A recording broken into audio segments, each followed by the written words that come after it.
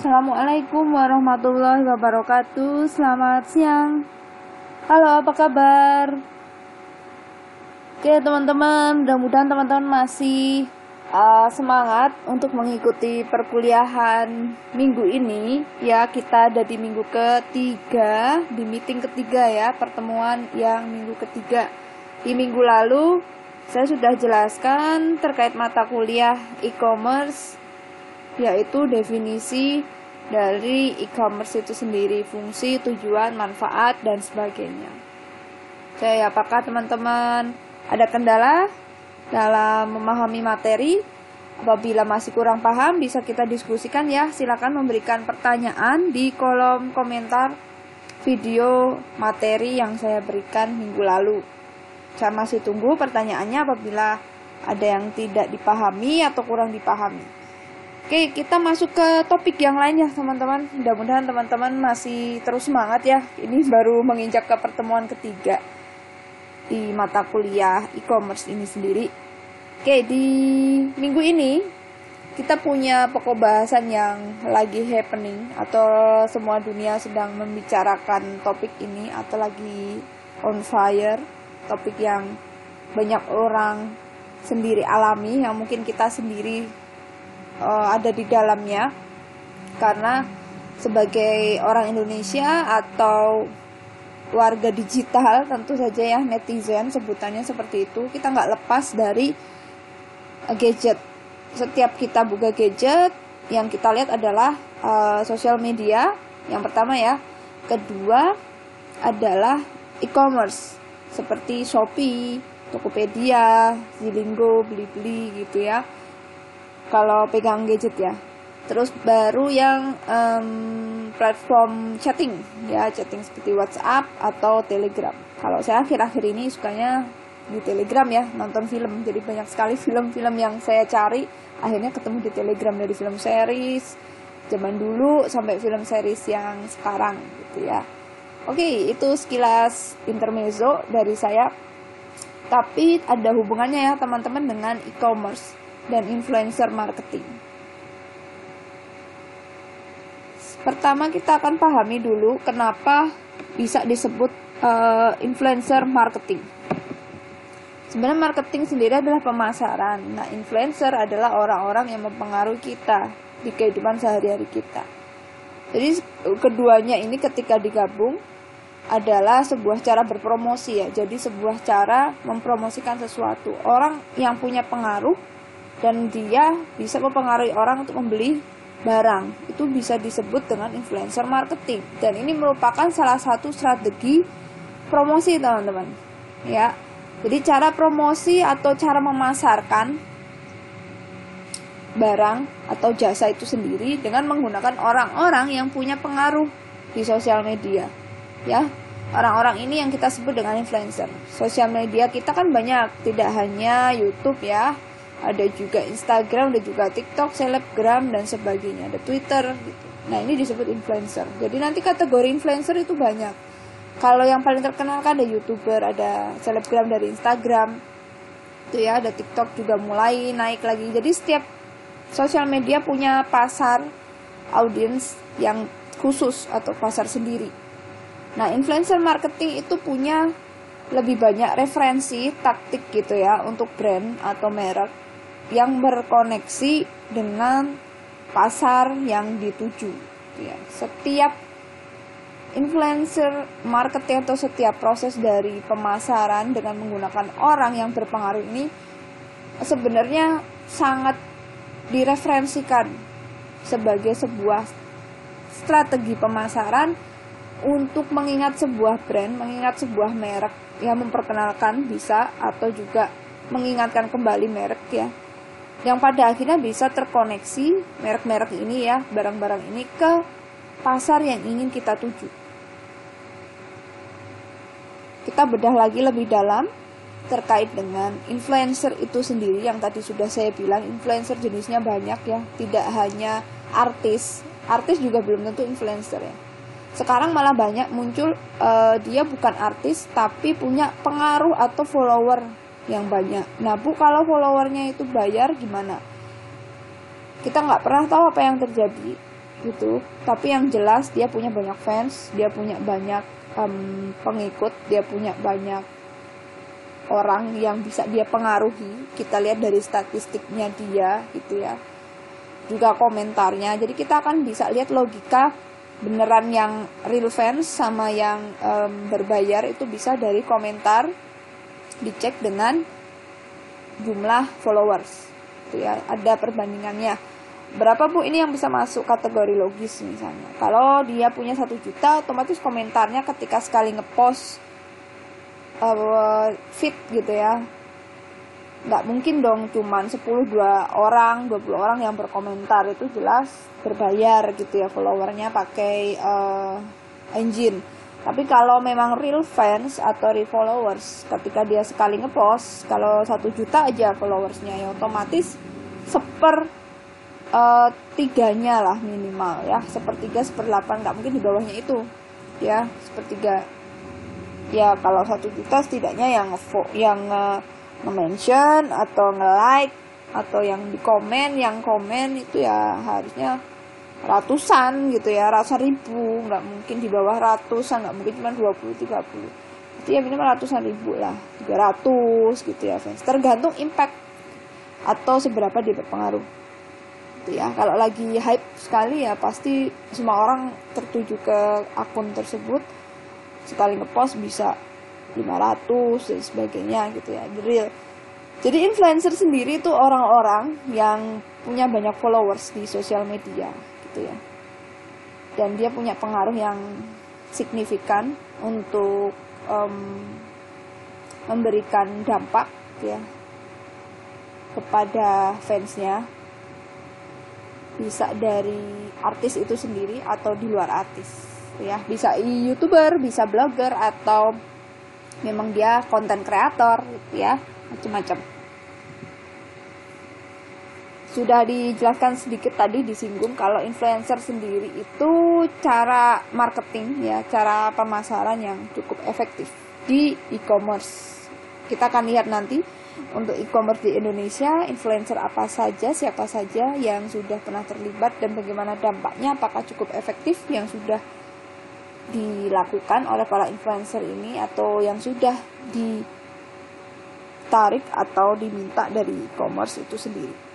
Nah, banyak sih sebenarnya waktu yang dihabiskan di sosial media ya kita dibanding melihat iklan di TV. Itulah sebabnya kita bisa jelaskan kalau marketing yang efektif di e-commerce atau seperti marketplace itu di online itu adalah influencer. Karena banyak sekali pangsa pasar sekarang lihatnya handphone ya. Jadi otomatis yang dilihat bukan TV gitu. TV adalah dampak dari handphone sebenarnya, tuh handphone yang punya dampak ke TV gitu. Gitu ya. Nah, untuk studi kasus saya akan bawakan beberapa studi kasus e-commerce di Indonesia yang terkait dengan influencer atau orang-orang penting yang punya banyak followers. Yang pertama kita ada Bukalapak. Ya, Bukalapak pernah mengiklankan banyak sekali iklan yang unik ya, sampai sekarang pun juga ya. Dan dia juga menjadi salah satu unicorn yang punya investasi atau nilai profit yang cukup tinggi ya, nilai valuasi atau nilai modalnya besar sekali ya, sampai miliaran atau triliunan sih mungkin sekarang sudah jadi dekakornya dengan Tokopedia. Dia nilai valuasi atau nilai perusahaannya itu sebesar 1 miliar US dollar. Wow, itu triliunan sih. Triliunan. Oke. Tentu saja bisa sampai punya nilai perusahaan sebesar sekian triliun itu tidak mudah. Salah satunya yang harus benar-benar dilakukan adalah melalui iklan yang kreatif ya, supaya jualannya laku. Nah, iklan yang kreatif ini kita singgung hari ini yang terkait dengan bagaimana memanfaatkan orang-orang yang berpengaruh yang ada di Indonesia supaya bisa bantu penjualan produk kita. Nah, daripada si Bukalapak ini mengendorse artis atau orang terkenal, akhirnya punya strategi sendiri, yaitu mengendorse atau menggunakan CEO-nya sendiri ya untuk tampil di video gitu. Dan konsepnya memang sederhana. Saat itu memang sebagian besar karyawan di Bukalapak lagi libur panjang gitu ya. Lalu dibuat sebuah video permintaan maaf gitu langsung dari CEO Bukalapak atau Bapak Ahmad Zaki ini. Sebenarnya ide yang sangat baru itu lumayan berhasil ya. Semua orang membicarakan iklan ini gitu, lalu viral karena natural sih. Itu di sekitar tahun 2018. Ya, hasil iklannya juga akhirnya bisa mendongkrak brand atau merek Bukalapak. Jadi orang jadi kenal dengan merek Bukalapak ini gitu ya. Juga terkait dengan penjualan produk yang ditampilkan di Bukalapak. Dan terakhir, data yang disajikan bahwa dengan adanya mengendorse CEO-nya sendiri, Bukalapak berhasil memangkas biaya produksi sebetulnya, termasuk biaya untuk mengendorse atau mencari artis atau influencer dengan kategori mega influencer gitu atau selebriti papan atas gitu ya. Nah, bagaimana dengan Tokopedia?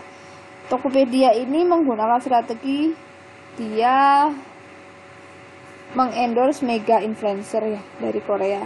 Tuh harganya nggak murah, tanya sih 1M untuk satu grup, tapi cepat balik modalnya. Nah, Tokopedia juga udah gede banget ya, bisa jadi sponsor beberapa event internasional di Jakarta sekitar 2-3 tahun lalu ya. Emang kebanyakan artis yang diambil dari Korea. Lalu dengan Shopee dan Blackpink-nya itu juga berhasil melakukan duet maut dan terjadi sebuah kerjasama yang baik. Peningkatan penjualan khususnya dengan adanya Shopee, peningkatan penjualan di Shopee jadi meningkat ya. Sama dengan BTS. Strategi yang dilakukan Shopee dan Tokopedia sama, mereka sebenarnya berebut influencer ya, berebut influencer. Dampaknya berbeda dengan Tokopedia. Jadi di Tokopedia itu banyak terjadi setelah mengendorse BTS, yang dilakukan penelitian itu switching brand, akhirnya terjadi besar-besaran. Apa yang dipromosikan BTS itu banyak orang beli. Seperti Indomilk ya, susu Indomilk rasa pisang. Itu orang tadinya nggak mikir ke sana ya, karena ada satu member yang suka minum susu pisang. Jadi pembelian susu pisang jadi naik sekali ya. Coklat juga apalagi banyak banget, banyak dicari. Jadi benda yang dipromosikan atau produk yang dipromosikan salah satu artis itu tiba-tiba jadi barang laris. Ya, itulah kekuatan influencer.